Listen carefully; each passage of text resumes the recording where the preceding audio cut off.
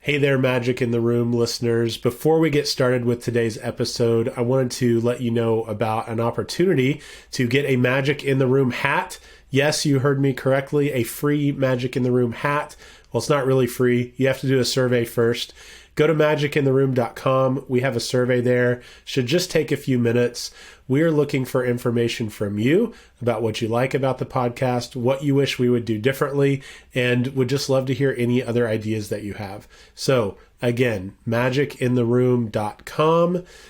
Give us some information and feedback. We will mail you a hat. It's going to be awesome. And let's get to today's episode.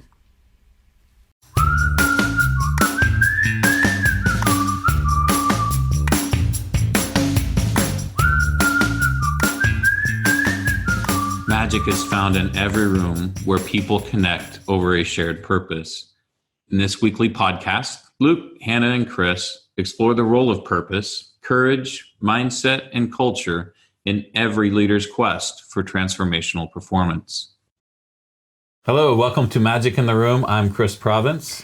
I'm Hannah Bratterud. And I'm Luke Freeman. And this is a bonus episode. So we just recorded an episode on persuasion.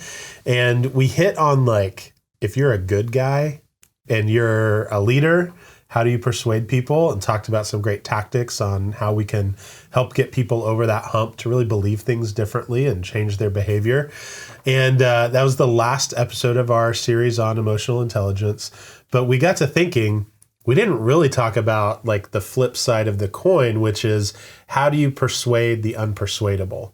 Because not all of us every day and not everyone who listens is in that privileged position of, hey, I'm a leader, I've got a team, how do I persuade them to advance our purpose? A lot of us most days are just in a spot where like we're maybe managing up and we have to convince someone, either a peer or a supervisor, hey, we need to change our ways, we need to evolve our business, we need to evolve our strategy.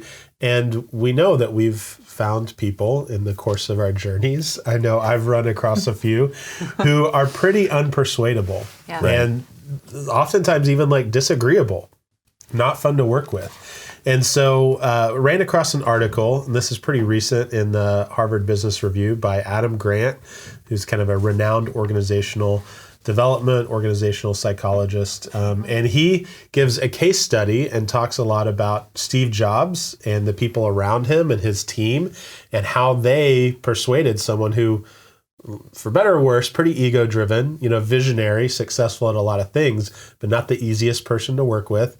And they had to persuade him to do things that eventually led to iPhone, Apple TV, things like that weren't really on Steve Jobs' roadmap and what he wanted to do. So there are a few principles in that article, and I just want to run through those and get you all's take on them. So when we think about tactics for persuading the unpersuadable, one of the first ones that he mentions is letting the know-it-all kind of explain their way of doing things. I don't know, for me, this is one of my favorites and has become kind of like a go-to for me, is if someone's just consistently resisting where the group's going or what I'm trying to persuade, right? Just saying, well, what's your alternative?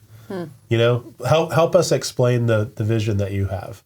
So I'm interested for you, Hannah and Chris, what's your experience with this idea of kind of letting people run with something for a while, kind of prove their incompetence or prove their lack of vision? That's a pretty straightforward way to say it, but that's kind of what it is, right? Well, I mean, there's some hallmarks that come to mind for people that are unpersuadable. Fixed mindset being one of them. Like, this is the way we do things around here, and we get the outcomes we get as a result. So that fixed mindset, I think it's important to understand that. Also, inward focus. Like, how does the status quo serve, my security? So a lot of times, people that are unpersuadable will have fixed inward mindset. They're very passionate and typically will be nice about it and say they use a lot of intuition or they rely primarily on intuition. Like, this is how I feel. And there's this strong sense of what is right and what is wrong. And to me, it's just not a world like that. Whether something is right or wrong is 100% based on which seat you're in. And I prefer to look at it as, there can be multiple agendas at play, but there can't be a right agenda and a wrong agenda. There's just conflicting agendas. So I think giving space to people that are unpersuadable is important, and really developing a sense of understanding where they're coming from. So we can at least apply some systems thinking and develop an understanding of how the person arrived to where they are. So it's interesting what you're saying with people that talk about intuition and how something feels, because that's not been my experience. So I've had the opposite experience where the people that are... You're wrong. Chris is unpersuadable on this. Yes, he's unpersuadable on this. Where they will only listen to logic and facts, which they have already kind of manipulated in a certain way that they can't be convinced otherwise, because these are the facts and this is the logic. And they do not listen to intuition or to emotion because they don't trust it. They don't trust emotion. They don't trust intuition.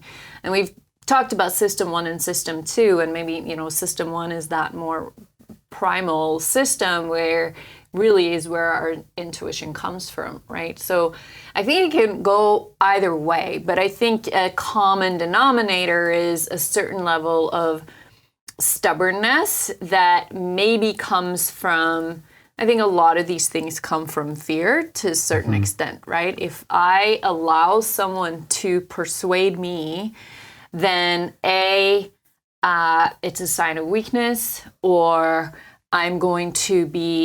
somebody's going to take advantage of me, or something like that. Fear like that. Yeah, there's a belief there about what it means to be a leader and what it means to be in the leadership role. Right. I had one leader that I worked with, and their thing was like, well, I can't tell anyone what the 5-year vision is because they wouldn't understand it. And their team just kept asking, like, where are we going? How am I supposed to make a decision about what I do next month when I don't know where we're going 5 years from now? Because if we're going here, I'm going to make decision A. If we're going that other place, I'm going to make decision B to get us down the road. Right. And this leader was just insistent, like, you wouldn't understand it. You can't handle it.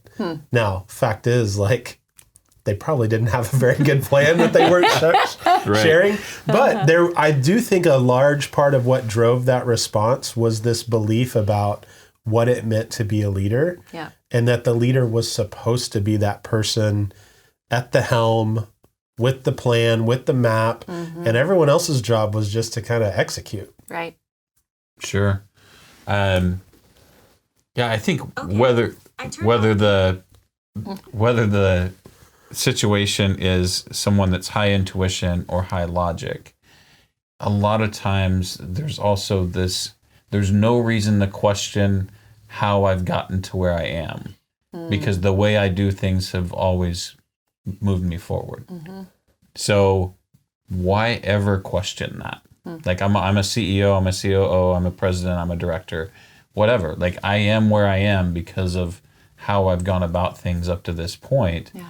And it does call back to this idea of sometimes we win and sometimes we learn. If we find the right business conditions, or we have a superior product, you have the better mousetrap, you're going to win. Right. How you affect the people around you, your ability to lead teams. Like, if your mousetrap's that much better and you have blue ocean in the market, you're going to find success. And then what happens as challengers enter the space and share starts to erode? And now that's where we typically find this, right? When leaders are not persuadable, it's when they've had a lot of success in the past, the market changes, And now we have to look at doing things differently in order to be successful. And this is literally, they could be 50, 60, 70 years old, and for the first time being challenged about what they think. It's tough. Yeah. Yeah. So when you think about this idea about giving them the space and asking them to explain their plan, like, have you seen that work? Yeah, I definitely have seen that when you let people just have some space, and maybe that's, you know, what the example I'm thinking of, this particular individual actually could be persuaded, but only when they thought it was their idea, and it could only become their idea after they'd gone through this whatever scenario that they were not going to do and kind of replayed it.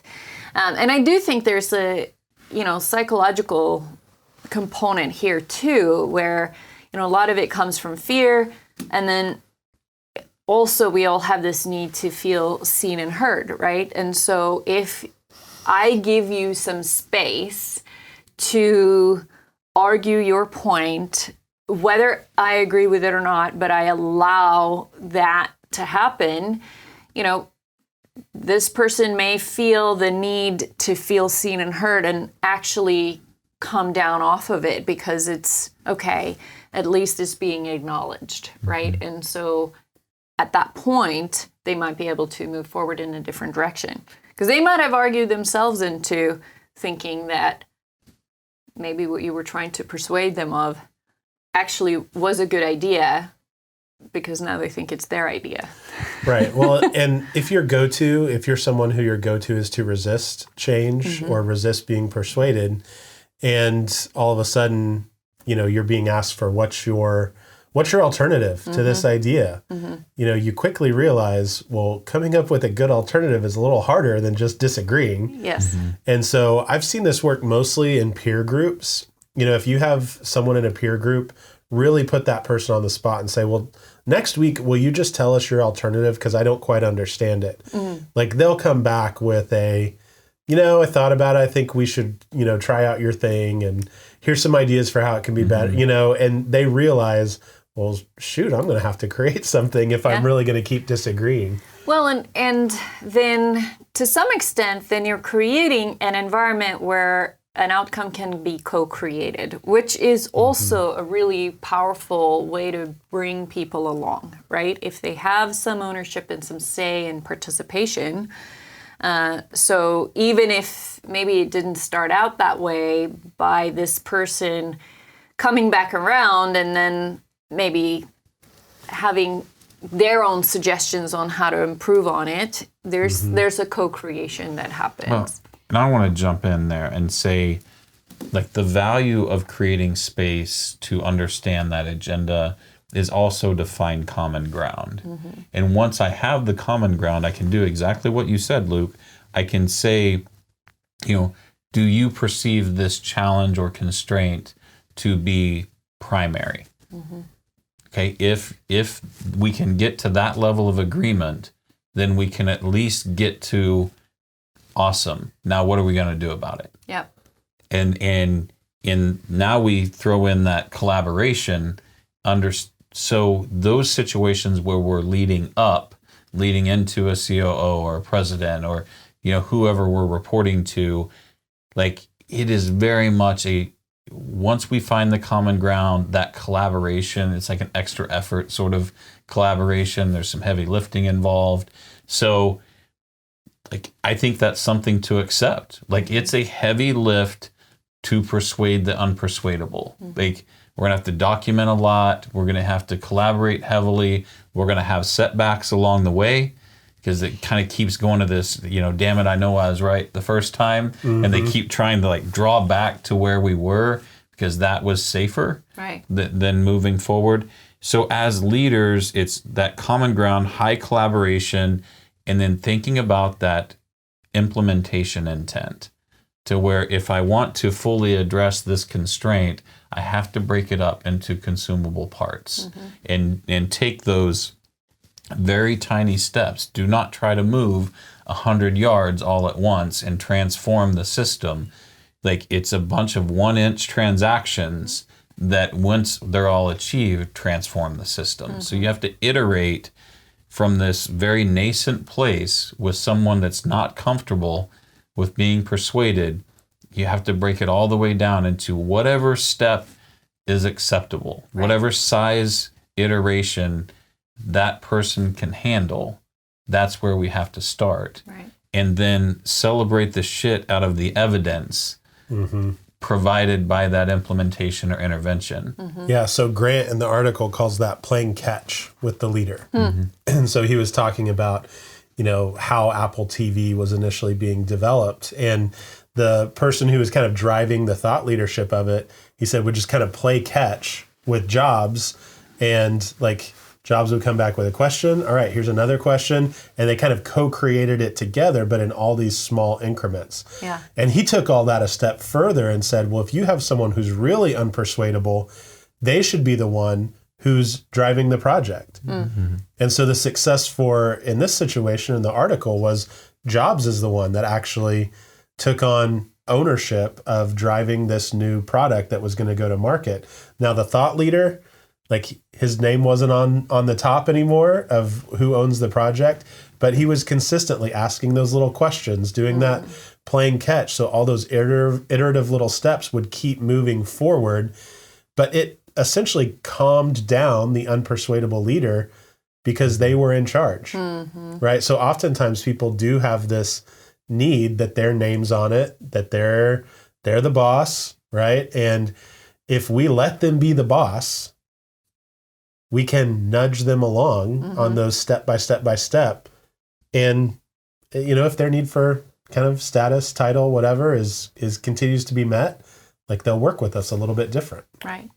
I think there's also a technique that, I would say that we deploy when we find ourselves in, like, founder situations where you have a multi-generational thing at play.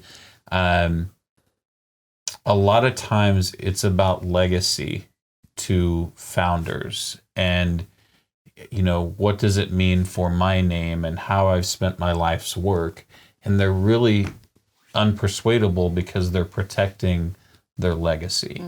So as folks that manage organizational change and organizational health and team development, one of the things that I've found is really persuasive is to communicate how we value and hold in regard the heritage of what that founder and where this business has been. And, like, all the things that have created success within that heritage are why this company or this team can move forward today.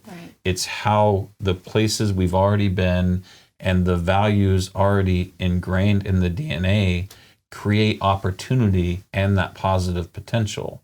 So I think a core technique is to celebrate the heritage and the what's already in the DNA and what that empowers to move forward.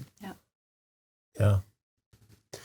So I'll move on here. The last thing that I thought was a really cool nugget is this idea that, Grant shared there's research that shows that narcissists don't necessarily have a low self-esteem, which is something that I think I had kind of heard or internalized at some point. It's that they have a high self-esteem, but it's very unstable and can fluctuate a lot, but generally is high. And that rings true to me reading that. But what he said, the tactic to go along with that is if you have feedback, if you have something that you're trying to persuade on, if you marry it with something that stabilizes the high ego, right? So some sort of, hey, man, your team's been doing great this last quarter. I can't believe you hit that target. Or, wow, I love your office, whatever it is, and then kind of start out with that and then bring in the, hey, I've been thinking about something. I think that we could move a different way on this. But you're essentially stabilizing so that the ego is at a point where it's not going to be existentially threatened by whatever you're trying to persuade. Oh, yeah, very much in line with, like, why we celebrate heritage. Yeah. So it's really calling to or kind of satisfying that ego component. And that's a lot about, we've talked quite a bit about how we do it, managing up or leading up to positions of authority. But what if it's the other way? What if it's, direct reports or key personnel on the team? Like, what then? Like, how are you inspiring action or getting someone, on the bus, right? How do you accomplish that? Well, it's interesting because the heritage thing, I think, still really applies. I've worked with a lot of teams that you come in and you start to talk about change or talk about thinking about something differently. And it's really hard for some folks to move forward if they don't understand how the work that they have done is going to be immortalized, respected, all of that. And so if you don't celebrate, whatever that historical work is and the way that that work was done, it's very hard for people to let go and move forward to that next thing, which so much of learning is about letting go, right? So as a facilitator, that is a challenge that we have to make sure we go through that step and, celebrate and memorialize. You might even create a physical memorial for whatever came before, right? So that you can walk by it every day. If you need to kiss your hand and put it on the thing, if you need to kiss the statue on the lips, whatever, like it's there, but we can move ahead now because we've memorialized it. Also a technique, right? And that's a great call out. Like, what do we need to build, especially if the company doesn't have a strong recognition program? Like, what better opportunity to take the DNA, the commitments that have always been there, and create recognition around them, legacy awards, things like that really set the path and make leaders comfortable with the direction we're headed. I want to share something that is maybe a bit controversial, but I think is fun and funny. We've had to do a lot of turnaround work, and there's been situations where the board says, okay, our CEO is not getting it done, the COO is not getting it done, the CFO is not getting it done, our enterprise is really struggling, and they say, okay, Chris, like, what would you do? And I'm looking at the behaviors of the organization, and I'm like, well, if this is the team to get it done, it'd already be getting done. So, we've gone in and just really taken over the operational and strategic components of entire organizations based on board directive. And once we're in, you see behaviors that you understand why the outcomes are what they are. Yeah. Because fixed and inward mindset dominate the day, and they outnumber the growth and outward mindsets. Like, the nays have it in these underperforming organizations. So in those spots, I do subscribe to a little bit of the Lou Holtz principle of motivation is easy, remove the unmotivated. So if you're not going to toe the line, and I think the funnest way to say it is like, shoot a hostage, right? If you want different outcomes and you're looking at this and you're like, this is going to emotional suck. It's going to be a time suck. I don't have time for this organization to suffer to fix this one personality. So I get everyone else in. Like, take the strongest personality that's exhibiting the most pushback and will not toe the line or follow the belief, and remove them from the organization, remove them from the team, and then see if other people start to fall in line. And if you're not getting it where you want, take another one. Yeah. But one of the most powerful things you can do to display the belief that this person has constrains this company, and if you believe like this person does, you will not be here because we don't believe that way. Right. Not anymore. So if you're a leader and you're facing turnaround, like, understand, like, in a turnaround environment, you're going into an organization or into a business or a team that is producing it's perfectly designed to produce the outcomes it's achieving. And the personalities on the team is probably what is constraining it. So if you have a long runway and you choose to spend that emotional and physical effort turning that personality, fine. Understand that tigers usually don't change their stripes, and shooting a hostage can fast forward that situation. Yeah, it's interesting. I'm a pretty patient person, and I'm someone who always is willing to give people the benefit of doubt, and I believe in giving a lot of grace and giving lots of chances, but there comes a time, and I've experienced this in a few different arenas, but when you encounter that person that's just unpersuadable, and this has like gone on over and over and over again, and yeah, maybe you can deploy some of these techniques, but it becomes exhausting to do that every time, right? Mm-hmm. It takes a lot of energy spend, a lot of emotional spend, and a lot of time. And so, I do get to the point sometimes with people where I'm like, I'm not going to waste my time and my energy trying to persuade you otherwise, because I know that once you've set your mind in a certain direction, it doesn't matter and you're not going to change it. So I'm just going to step away. I'm not even going to go there. Mm-hmm. I'm going to leave you alone to do your thing. And I'm going to reduce my level of caring to 0 because there are other things that deserve my energy, and I'm not going to spend it on you. But if you don't cull the hurt of that person, it just sits there as poison. Mm-hmm. Yeah. Well, and I think, I'm going to move to kind of my final thoughts with that. We've gone through these different techniques and, letting a know-it-all explain things, letting a stubborn person take the lead, and you just lead them through these little iterative steps, mm-hmm. having to play off people's ego and stabilize them before they're, open to feedback. Just people who are argumentative and like to argue. I mean, mm-hmm. these are all helpful techniques because we all interact with folks who fit this profile. Mm-hmm. It's a fact of life, and we can't escape all of them.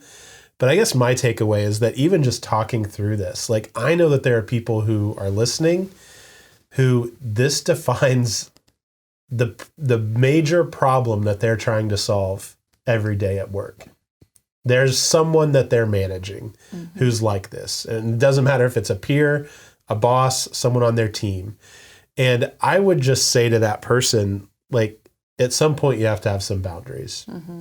And if you've kind of, sure, these techniques are helpful, if you can kind of use these in acute situations and get through, and for the most part, you still like being where you are and doing what you're doing, awesome.